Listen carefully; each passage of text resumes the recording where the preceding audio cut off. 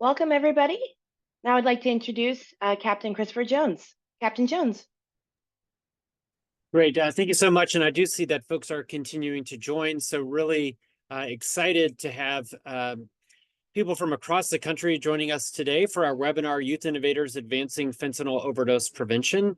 I'm Chris Jones. I serve as the director of the Center for Substance Abuse Prevention at SAMHSA.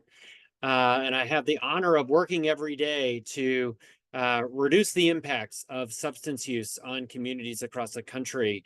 And I can't say enough about the importance of youth voices in that prevention work. And that's a key area for us, is to really lift up, embrace, and integrate the voices and experiences of young people into the prevention work that's happening in communities. And nowhere is that needed more in the context of fentanyl overdose. We continue to see that young people are increasingly being harmed, including dying from overdoses involving synthetic opioids like illicit fentanyl, often due to counterfeit pills, pressed pills that look like commonly misused prescription medications but contain lethal doses of fentanyl. And in fact, overall, at the national level, we've seen some plateauing and even maybe some slight declines in overdose deaths in the last year, but we continue to see that deaths among 12 to 17-year-olds have been going up. And again, it really underscores the importance of reaching young people with the right messages for how to reduce their risk and respond and be aware of fentanyl and what to do if somebody is experiencing a fentanyl overdose. And that's really what we're here to talk about today.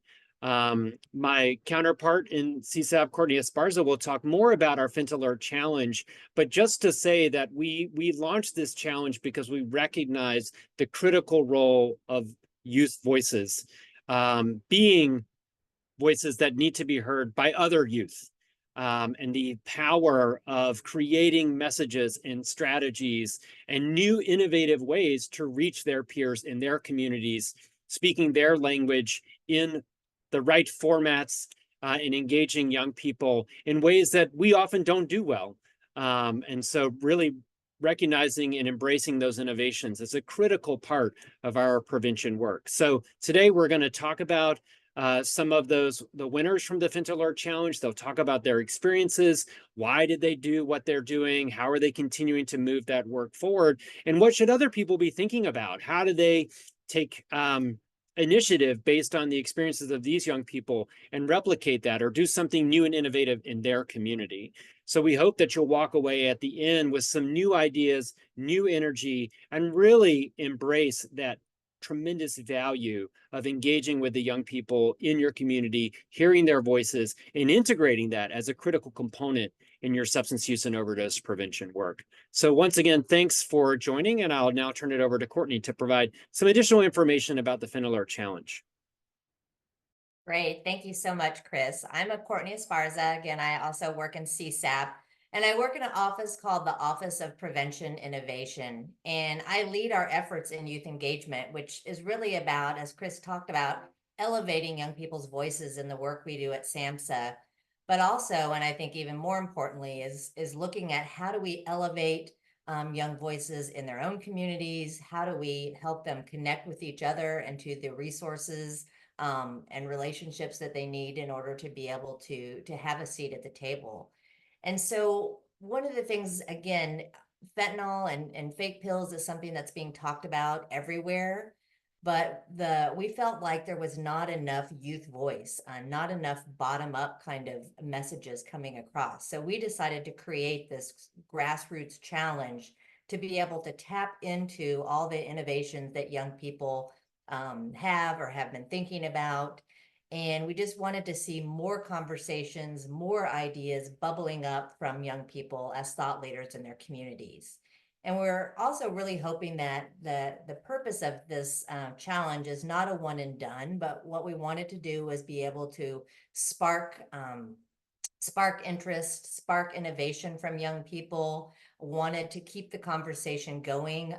One of the successes from this challenge was, again, lots of young people talking to their parents, to their teachers, to their mentors. They are bringing this conversation to the table and being able to provide ideas and solutions. And so we want to have ways for this kind of conversations to continue. We'd also like that the videos may inspire other young people in their communities to do the same kind of work. And then for the winners of the challenge, it also is just an opportunity for them to build and implement the ideas that they've shared with us. So with that, I'm going to turn it back over to Crystal so we can start hearing from our young people. Great. Thank you so much, Courtney, and thank you, Captain Jones, for your opening remarks. My name is Crystal Board, and I support SAMHSA's substance use disorder prevention education initiatives, or as we like to call SUDPI. And so really excited to be here today to facilitate this really inspiring conversation with our FentAlert Challenge winners, to learn from them, to glean some great insights that maybe you could be incorporating in your community as well as you engage youth around substance use prevention. So with that, let me introduce our guests today, our panelists today. And as I introduce them, we're actually going to be able to show you some photographs from their projects, their winning projects. And later in the presentation, we'll have some information about how you can watch the videos about their challenge winning projects.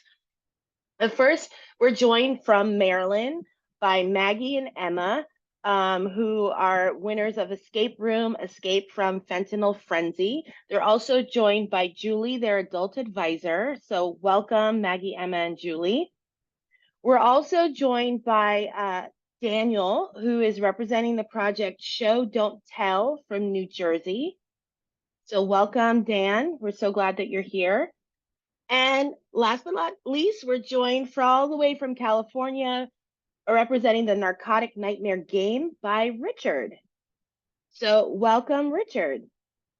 We're so glad that all of you are here.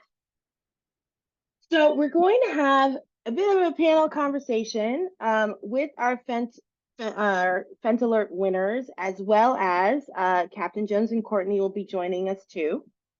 And so I wanted to start with our youth winners with an opening question for everybody, which is, what inspired you to participate in the FentAlert Challenge? And maybe, Richard, if you could respond first, and then we'll go to Dan, and then we'll go to Emma and Maggie. So Richard, what inspired you to participate in the FentAlert Challenge? Well, of course, like in our respective communities in like Hawaii and different parts of California, fentanyl has like become a huge pressing issue as its fatalities are occurring in like such low dosages. So it's become like, yeah, a huge issue. And in the Stanford Reach Lab, the other members and I have actively been working towards like awareness efforts and campaigns. So we basically just like came together and we felt that we had the expertise to participate in this competition and thought that this would be a great like avenue to bring our advocacy. Great, how wonderful. Dan, how about you? What inspired you to participate in the challenge? My inspiration came from the fact that I am in schools where you're constantly seeing people selling drugs or, acting upon acts that are not aware that are very dangerous to them.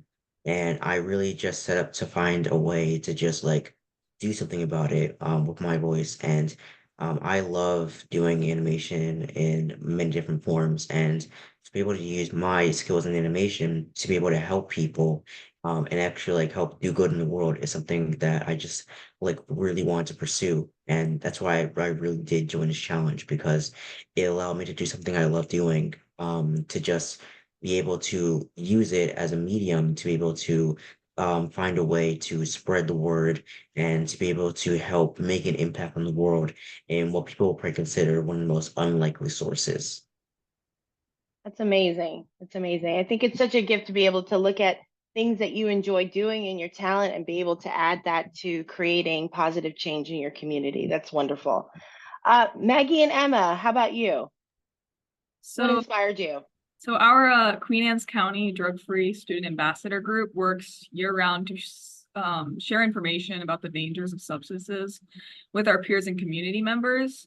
And we really thought that this would be a good way to share one of our ideas with other communities. Amazing. Great.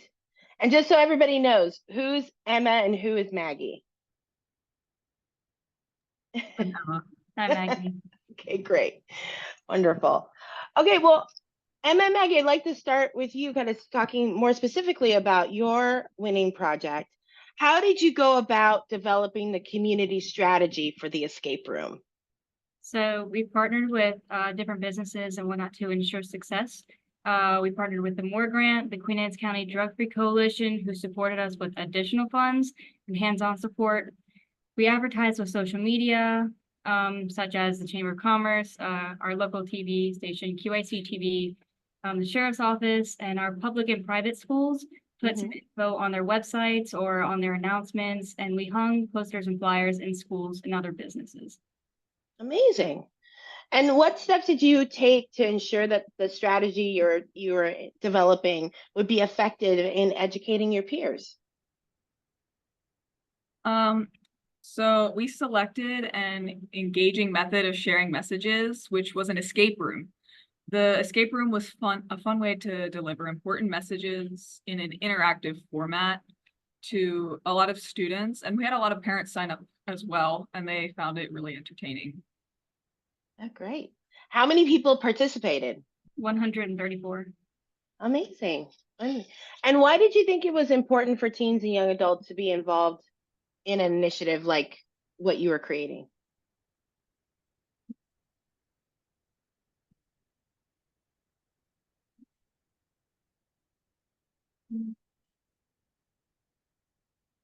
Again, thinking about, or maybe let me rephrase the question. What did you hope to gather from doing this project and learn from? Like, what information and data were you kind of pulling together to support your project? Well, we did research and selected key facts we wanted to share. Selected to share about Narcan, about the Good Samaritan Law, dangers of vaping, and we used those facts in the escape room. They were hidden throughout the escape room. We printed some on large laminated keys and hid them throughout the room, and people had to collect all of them. There were about 10, and we had a 1-hour timer. And throughout that timer were 4 different commercials, and we had everybody stop, drop, and look at what was on the TV. Our final message was about an overdose, and we partnered with our peer specialists who were outside of the escape room handing out Narcan to everybody. Great. Fantastic. Thank you so much for sharing. It sounded like such an innovative idea that got a lot of people involved. So it's great to hear the details of that. Dan, I'd love to learn a little bit more about Show Don't Tell. What were some of your biggest challenges while developing your project, and how did you overcome them? I think my biggest challenges was trying to be able to describe the concept of my idea in a way that would seem understandable and not too vague to understand.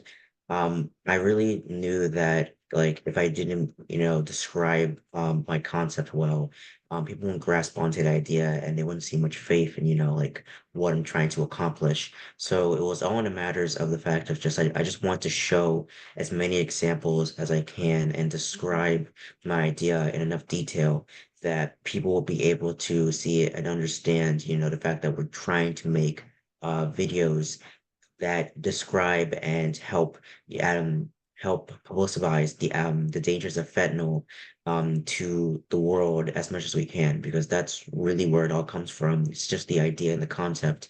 And if you don't have a strong idea and concept, you're not going to be able to reach a strong group of workers that are going to help you out with whatever you're trying to achieve. Great. And what other insights did you gain about prevention, raising awareness of the dangers of fentanyl and fake pill use through the process? I really learned about the symptoms and, how easy it is to fall a victim to being fentanyl, someone who died from fentanyl. They say like it only takes, I believe, about 2 grains of fentanyl for you to start experiencing dire consequences. And it's these kind of things that really I came to an understanding as I was working on the project that I really wanted to expand on, because I wanted to make sure that we, have a solution for these things which I did find, which is that we can try and in addition to our videos that go in depth about fentanyl prevention, we can also share, like show how you can identify these symptoms and any other causes if somebody has been caught with fentanyl inside of them. And it's all just a matter of fact that learning more about this project and learning more about fentanyl as I was doing this, it helped me to really understand how how we can the various problems that occur inside of of fentanyl overdose and how we can go to be able to solve them all. Mhm, mhm. Were there other surprises that you learned through the process about the impact of drug misuse and overdose in your community? I know just this it was startling just to learn how easy that can happen, right? But were there other surprises as you were developing your submission for the challenge that you learned? Yeah, going in, I think I just said this before. I didn't really I came to an understanding of how easy it is to be able Hmm. to fall into dire consequences from fentanyl. It only takes a really small amount that can lead to numerous deaths and much worse scenarios than that. So that's just some of the things that I came to an understanding of as I researched more about fentanyl when I was doing this challenge because it really did maybe come to an understanding of how it's very important that the idea we want to do, we execute it in the right way because we really do not want to have this lead to no positive results or just no results at all. Great. Thank you so much for sharing that. Richard, let's talk about narcotic nightmare game. And so, how do you think that the narcotic nightmare game will make a difference in your community? Well, we believe narcotic nightmares won't just make a difference in our like local community, but maybe like nationally. That sounds a little Mhm. cocky, but we really do have the benefit of the game being virtual and based on Roblox. So like the platform is able to reach like a lot of youth throughout the US, Mhm. which is yeah, the link is and yeah. And like we're really just like looking to make drug education and prevention fun and something that youth really want to actually like engage in. Because I think currently drug education is like thought in the context of students being like forced into a classroom and like teens that are being talked at. And we believe that like our idea is really helping youth be engaged in drug education. Amazing. What feedback have you received from your peers and community members about the project so far? We have heard that there should be like several different storylines highlighting marginalized experiences. We had that vision in mind when pitching the idea, but we really were thinking kind of small. Mhm. And so just to like list some of the plot lines that we're planning to like develop and like currently in the works is like low income communities, LGBTQ, people of color, etc. And we're like highlight and like sort of highlighting stories of like the context of how people like engage in fentanyl. So like Mhm. for example, for low income communities, people usually get it because it's like they don't know that it's in there. They get pills that are cheaper because fentanyl is like a cheap filler. So we really just want to educate on that. Amazing. And so it sounds like you already have big ideas about new storylines that could be applied to the game, maybe even taking it national, right beyond your community. Um, what other future plans do you have for Narcotic Nightmare Game? Well, currently we're looking to for a bunch of partner organizations to help inform our drug education. Hmm. And then of course we're still in development. We're um I just want to thank like my advisors, Dr. Bonnie and Marsha, for they're actively looking for like developers to help us create the game because us ourselves like I don't know how to code. I'm very like technologically disadvantaged, but yeah. That's great. That's great. Well, that creates an opportunity to bring more people into the project, right? You bring in like special skills that can help elevate it. That's wonderful. What advice would you give to other young people who want to get involved, Richard, in addressing drug overdose and substance misuse in their community? Okay, I think this seems a little cliche, but I think teens should think about like how would they want to interact with drug education. Like I came up with this idea because our group was coming up with like the idea and I just wanted and like I was sort of tired and I was just like I just want to play Roblox. So like I feel like when you're coming up with an idea, you really need to love the idea yourself because if you yourself aren't really engaged, like no one else would be. So just like yeah. It's amazing. Well, same question to our other winners, to Dan, Emma, and Maggie. What advice would you give other young youth, young adults who want to get involved in substance use prevention in their community? Dan? I was going to say something really similar to Richard. Actually, mine was just gonna be like, do something that you want to do because there's a lot of people out there. There's a lot of teenagers, a lot of youth that have different tastes, and if you're just trying to appeal to somebody else's taste that you have no interest for, you're not really going to show much investment into it and interest into it, and you're not really going to grasp the interests of others because there's a lot of youth that might think of like singing or, having organizations or anything like that. But if you're not really interested in that idea yourself, it's going to be hard for you to really captivate the ideas of others. I did my idea because I love studying animation because I love thinking of creating new animated ways that we can, spread positivity to the world. So I think that there's a lot of people out there who have many different interests, and those interests can, help achieve this goal that we're all trying to accomplish.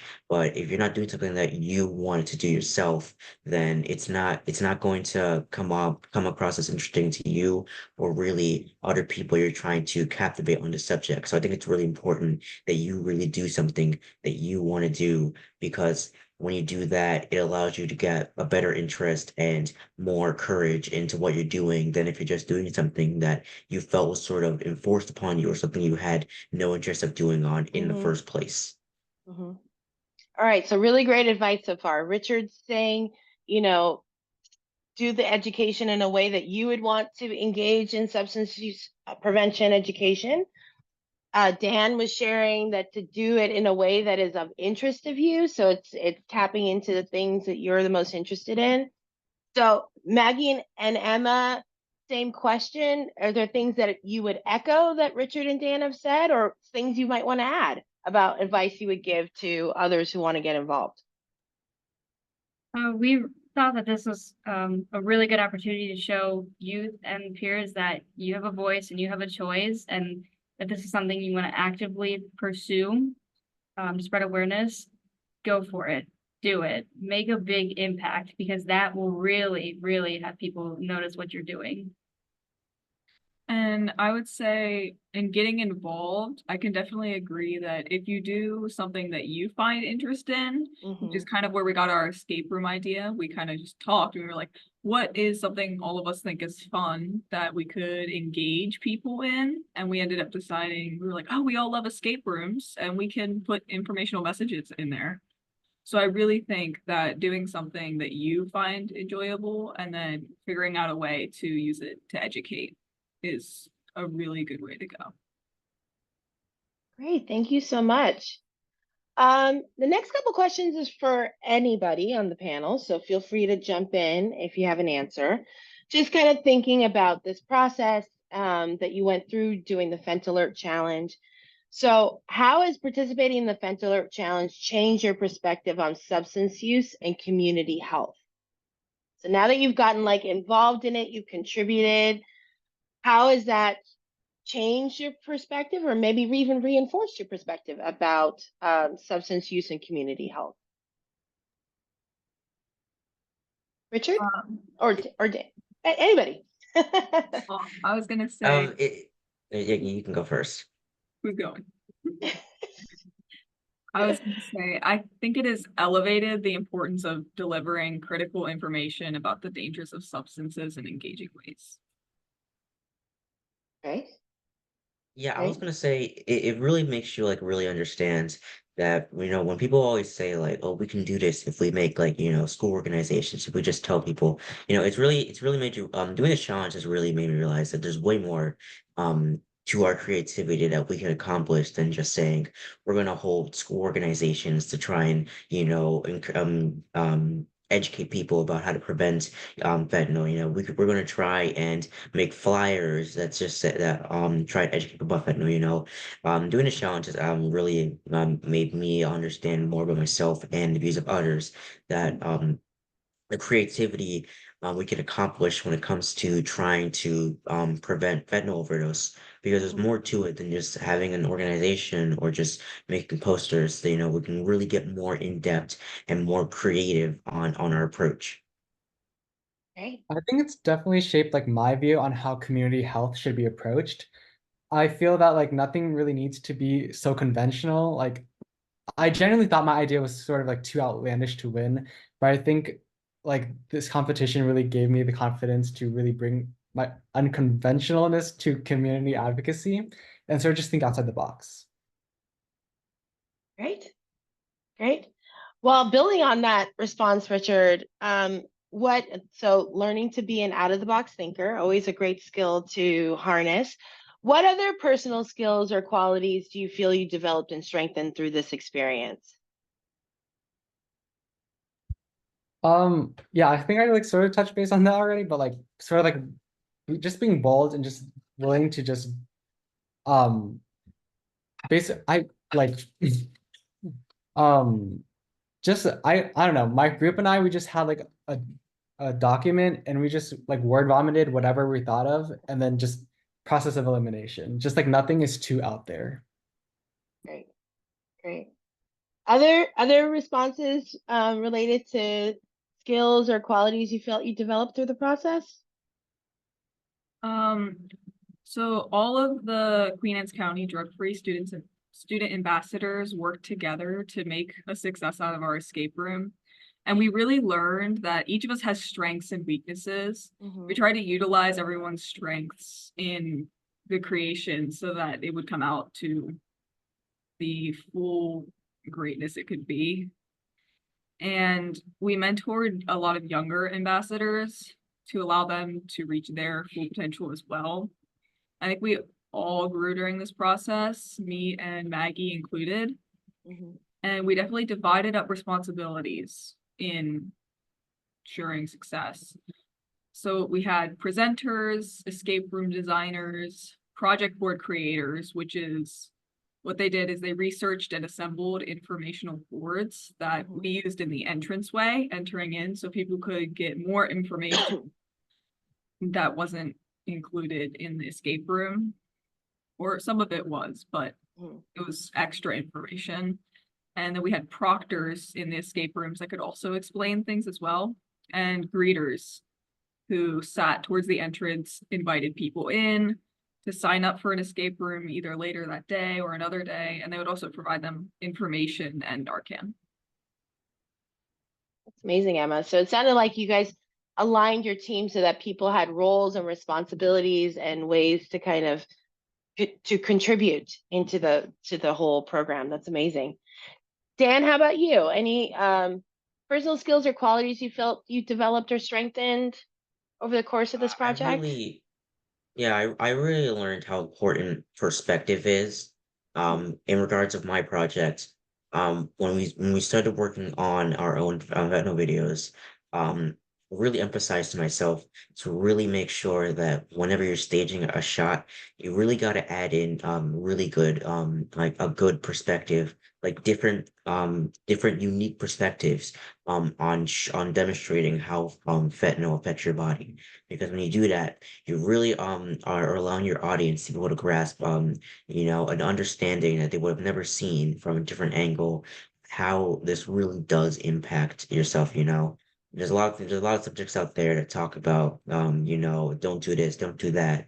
Whenever they make a video about it, they always make sure to demonstrate it in a very unique way so that when you're watching it, you really start to think about why that matters to you and how it's affecting your body or your friends or, your community. So it really was important to me that I learned to really add in a unique perspective in my videos so that I can make sure that I'm really speaking to the audience in a different way than just having it be predictable and underwhelming.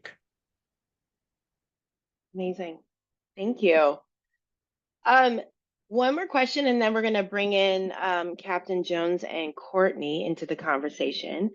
But this question for our youth winners, is there a particular moment or experience during the challenge that stands out to you as a meaningful or memorable one?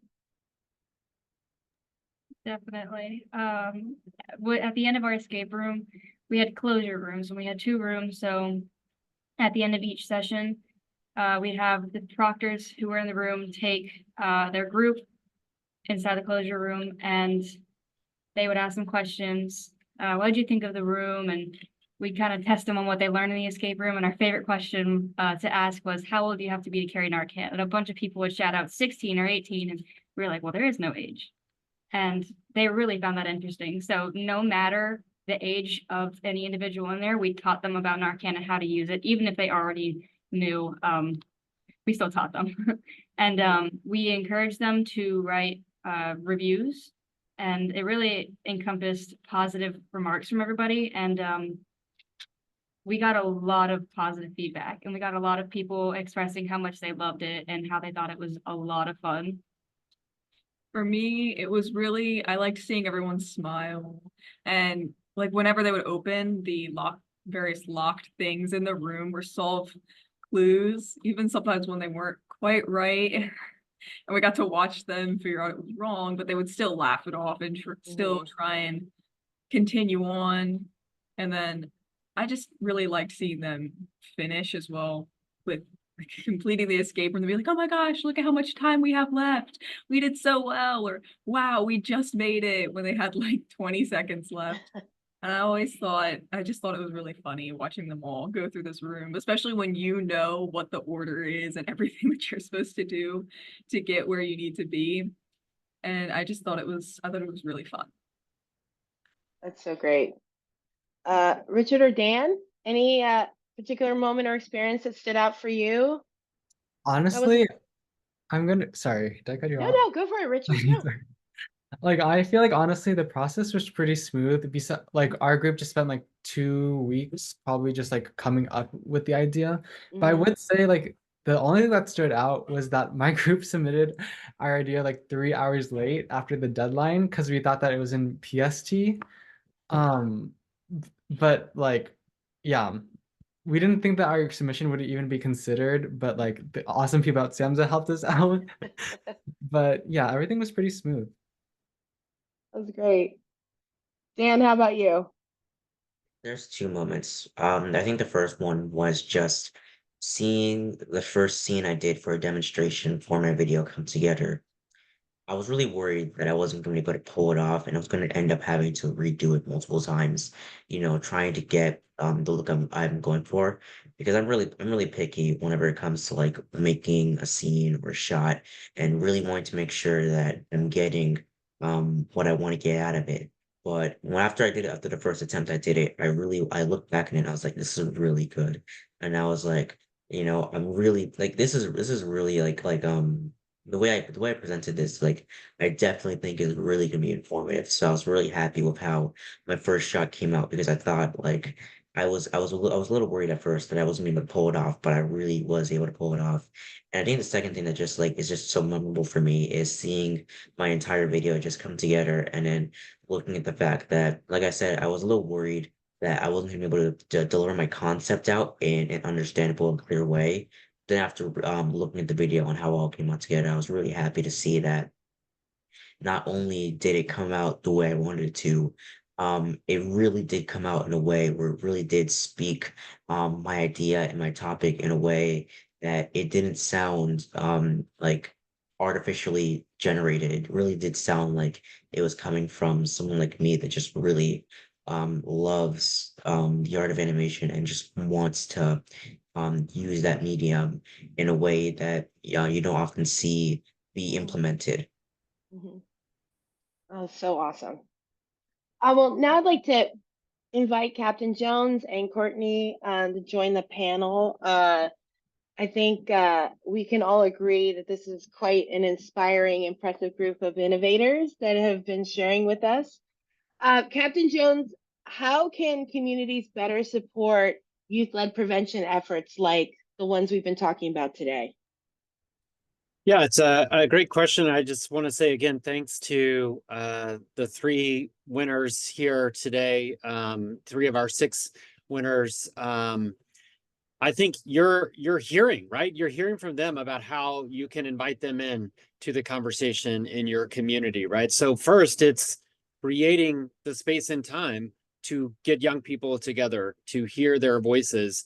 So, I mean, you can create youth advisory committees. You can create, youth who are sitting on policy-making, decision-making bodies to provide input, engaging young people where they are, sort of meeting them where they are, getting their ideas and incorporating that, and making sure that you are, following through. It's not just give us your ideas, but we're going to go do what we're going to do. And so I think it is, and I like what Richard said, like, no idea is too outrageous or too wild. Like we're in unprecedented times, and we really need to hear from young people what are the things that are going to resonate with other young people. We make a lot of assumptions in our generation of what we think young people might need or respond to, and oftentimes we're wrong.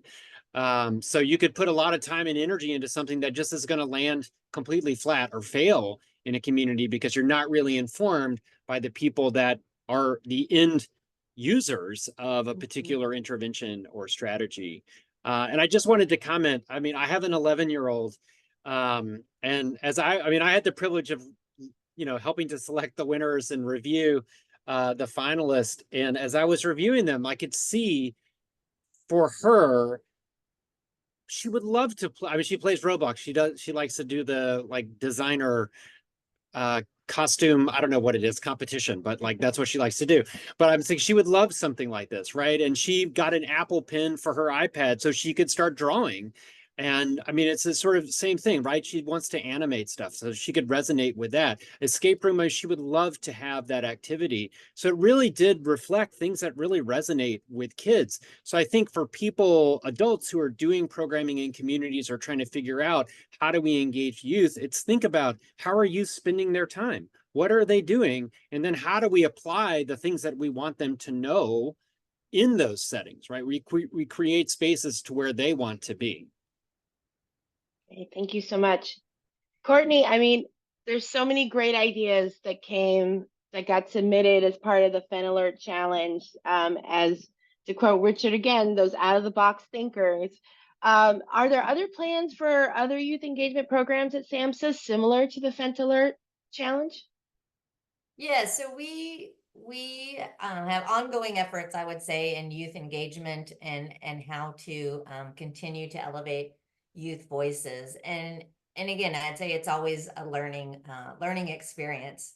One thing I would say that's kind of fun is that I was also reviewed the videos, and it's also a great way to know what you're not doing well. Many of them shared many of our things that we currently would be considered, sort of a standard way of doing prevention. And I just loved, again, their take and their perspective. I think, they've mentioned that a lot. It's a very different perspective. I think another thing that's really important and that we're going to continue to do more of is looking at how do we provide technical assistance and support to communities to be able to support these innovative ideas. So not that we have to just toss out all standard prevention activities, but to go along with them is how do you tap into this innovation? And I think you heard again from the panelists today that young people respond to the things that are going on that are action oriented, that are that are more technical than maybe some of the things. I think they brought some great examples, like Richard explained again that he and his team have these wonderful ideas, but they need to connect to some adult partners to support them and really making this a reality, right? So having trusted adults and adult partners and mentors being able to work with these young people to help them realize these ideas and turn these innovations into actual implementations in the community.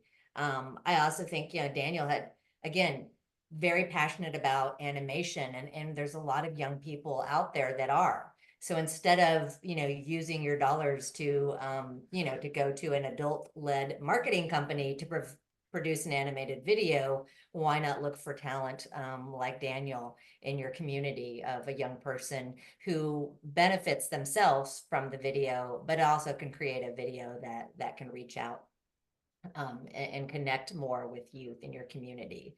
And so, I guess as a, kind of circle back, as an agency, as a federal agency, we know, youth are not always just going to be flocking to our doors, as the trusted resource and to find information. But what we're really discovering through things like the FentAlert Challenge is what is our role and how do we support, how do we start sparking this innovation? How do we, again, supply the tools and technical assistance to communities to keep these kinds of things going, and understanding how important they are in their strategic plans when it comes to prevention of any kind of substance use. And so, so we have a lot of things. Like I said, we're going to be doing some additional kinds of community action oriented things, including bringing a group of young people together for a summit in the fall to really look at some other areas related to the things we do at SAMHSA. And then throughout the year, we, again, kind of get groups together. We work with large organizations like HOSA or USDA 4-H, and look at, again, opportunities to do this kind of work or to provide these kind of challenges. So we're excited, again, to keep these kinds of successful programs going. Yeah, so it's exciting to know that there's more opportunities on the horizon to collect some more great innovative ideas. My next question is to our challenge winners.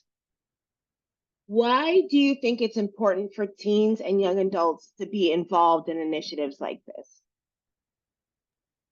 I feel that this has already been echoed, and like I say this with so much respect to like the elder generation that has like paved drug education, but I think like society and attitudes are just always changing. And that said, I think like adults could be like could be out of touch with how certain content may be perceived by teens. So this is really just from like a marketing standpoint, but really need to like know our target demographic and our core audience. And I think that teens are the experts on what appeals to other teens. Great. Thank you, Richard. Other thoughts? Kind of echoing what he said, definitely peers influencing other peers, which can happen for good or bad, honestly. And when we sit with adults, it kind of feels like we're being lectured about something, which isn't always going to be very learning for us or entertaining. And a lot of people might just not pay attention versus something engaging where they'll pay more attention, especially if it's other teens talking about it to them, especially when talking just in average conversation instead of in a like lecture or leading based standpoint. Great. Dan? Yeah, so I think there's so many layers to this question that it's so hard to cover like everything you want to say. But I would say this: I think it's important because not only just being able to understand the demographic, but I think it's also important that we have teenagers be involved in these ideas that we're practicing, because I think that when we have them become involved in all these ideas that we have, it allows them to as well team and get an understanding themselves of the goal we're trying to accomplish. I think that having young teenagers involved allows them to have them understand as well the fact that of fentanyl overdose, of the fact that fentanyl is something we're all trying to prevent. And I think that having that involvement from young people themselves also allows them to share their methods and ways and allows us to sort of like build on other teenagers' ideas when they come to understanding our own ideas. So I think that's like one of the reasons why it's important that young people get involved, because it allows for more involvement later on how we can all come together and reduce the amount of fentanyl deaths. And from there, we get new ideas and we get new ways of trying to just all achieve this one goal. Great, thank you so much. Well, I'd like to bring everybody together and also invite Julie, the adult advisor for the escape room, to join us too for this last question. So I'm looking for an answer from everybody. So that includes Captain Jones and Courtney too. Can you share with us one piece of advice or a closing thought for the attendees about how to include those youth voices in the future of substance use prevention? So it could be a tip, it could just be a piece of guidance or an idea, or just an observation. So who would like to start first? We will. So Great. allowing youth the opportunity to lead events with adult support is crucial if you want your youth to receive your messages, and also giving them the choice to make big decisions like that will really, really help them out in the long run. Awesome. I think youth are capable of accomplishing a lot, showing us how we can make a difference, and supporting us as we work with key stakeholders in our community is an invaluable lesson. Okay. And Julie? I'll just add for the adults that I would really encourage everyone to listen to your youth, pose questions that get them engaged, excited about what they're doing, and allow them to make a difference, and let them lead as you guide them. This process helps the students feel like they're making a difference in their community, help them grow into competent leaders by providing them the opportunities, the guidance, and the support to do the things that they want to do and to achieve the goals that they set for themselves. Great, thank you so much. Dan, how about you? What's the one piece of advice or tip or closing thought that you have? I would say if you have an idea, always develop it, because once you develop your idea, you will allow it to expand into something that will grasp the attention of others. You know, we're in a state now where there's so many people that need to really be able to know what you're about, to be able to join your side. So I think that, you know, we have so many ideas these days that it's really important that we take those ideas and we work on those ideas to create something that's really strong and powerful, that will be able to not only motivate others but make a difference. I'd say that there's so many people these days that are young animators out there, but don't have like a real idea of how to spread their idea in the world. So I said that if you have a concept, you should really be able to develop your idea, be able to get it out there, so that when you really want to share that idea with the world will be kind and will be understanding to your idea, and you'll be able to be less vague and more specific about what you're trying to pursue. Amazing. Richard, how about you? What's your closing thought, your piece of advice? Yeah, I just want to like echo what has like pretty much been said. Like we really need to just hand the torch to teens and allow them to explore different avenues of advocacy and prevention. And as far as like what our adult audience should be doing to engage youth, I think like I'm a huge advocate for establishing advisory boards. I think having that youth input in every stage of advocacy, research, etc., is really important. Great. And a great idea too, to give people to think about forming those kind of councils and advisory boards. Courtney, how about you? What are you walking with as like a piece of advice to share or closing thought from our today's conversation? Again, I echo what has already been said, but I think that I would say don't be scared of innovation and don't be scared. I think Richard said it well at the beginning that, you know, there's no idea that's too far out. I think being able to, which is why I love working with youth, is because they are usually not as scared as adults to just throw their ideas out there.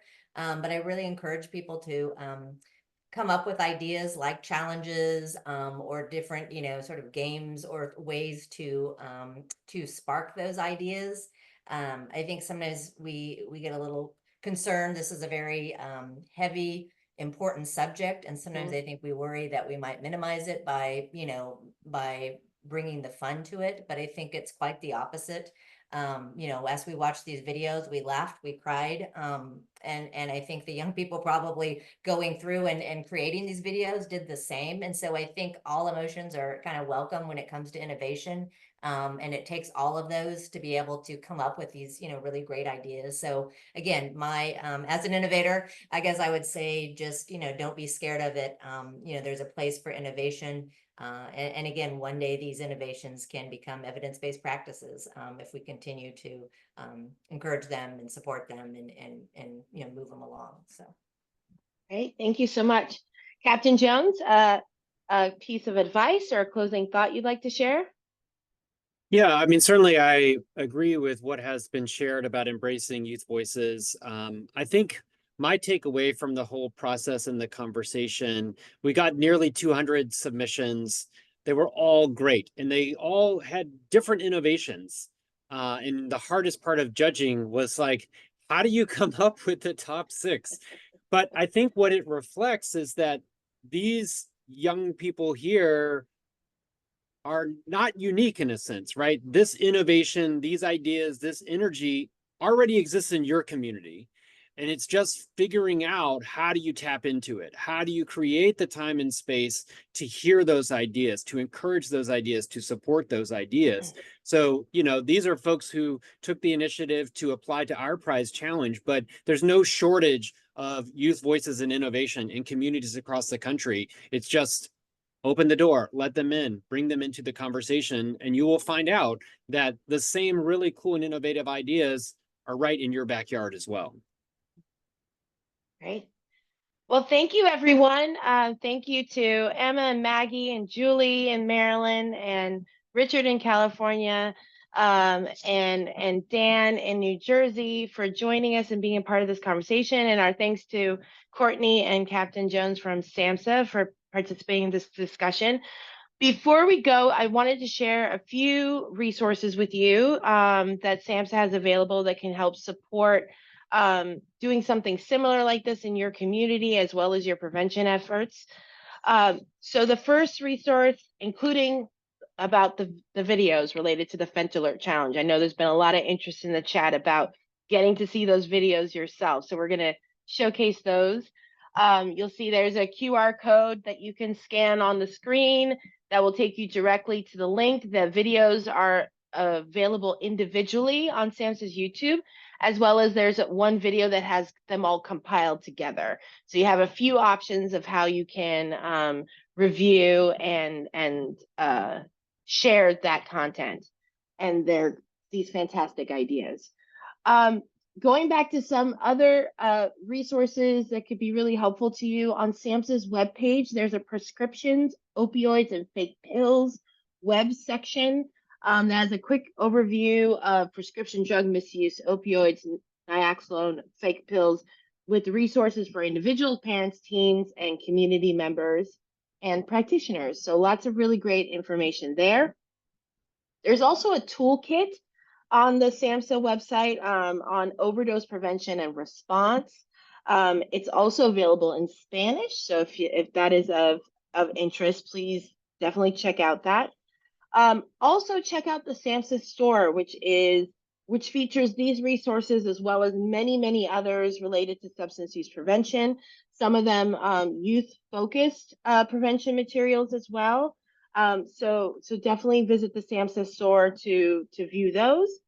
And also know that the Prevention Technology Transfer Center Network, or PTTC, is also available to provide technical assistance related to some of the many topics we talked about today. And they have a lot of fentanyl resources related in trainings and webinars, toolkits, materials, and blogs geared for the substance use prevention field. And from another federal agency, the DEA, they also have a toolbox and video series called One Pill Can Kill, which has some social media content and graphics and fact sheets as well that might be really helpful for the conversations that you're having at the community level. So with that, I'm going to turn it back to Captain Jones to provide closing remarks. Captain Jones? Thanks. Yeah, thanks very much, Crystal. And again, congratulations to the winners. Thanks again for being here today to talk more about your experience and motivations and how you want to keep this work going. A special thank you to Courtney for being the brainchild of this and continuing to always push us to make sure that we are engaging and listening to youth voices in our work. And thanks to everybody who participated. I hope that over the last hour, you've gotten some ideas to take back to your community about, one, how to engage youth, but also just some innovative ideas about engaging with young people and spreading innovations among people in your community. So again, all the resources, I've seen a number of comments in the chat about, will this recording be posted and links to different things. We are trying to address all of those in the chat, but yes, it will be. You can always go to the SAMHSA webpage as well to find those resources. But again, thanks very much for your time. Thanks for your commitment to substance use and overdose prevention. We look forward to engaging with you more in the future.